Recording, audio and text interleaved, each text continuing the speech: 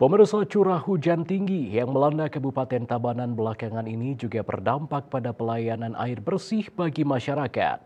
Salah satunya terjadi pada Selasa 10 Desember di Desa Dalang, Kecamatan Selemadeg Timur. Pipa transmisi dari sumber mata air tergerus longsor. Akibatnya pasokan air bersih untuk 450 pelanggan di daerah Gadungan terganggu. Namun ia tetap mengimbau masyarakat untuk mengantisipasi gangguan air bersih selama musim hujan ini dengan menampung air secukupnya. Lanjut dikatakan beberapa sumber mata air di Tabanan berada di kawasan perbukitan sehingga rawan terkena longsor saat hujan deras.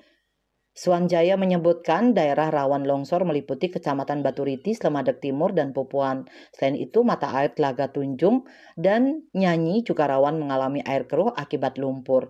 Untuk meminimalisir dampak bencana alam, pihak Perumda Tab terus memantau jalur pipa transmisi dan distribusi air dari sumber mata air serta melakukan pembersihan instalasi pengolahan air limbah agar tidak tersumbat.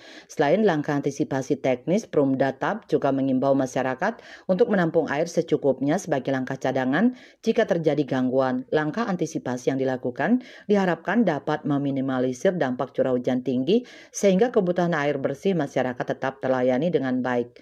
Puspawati, Bali Pos melaporkan.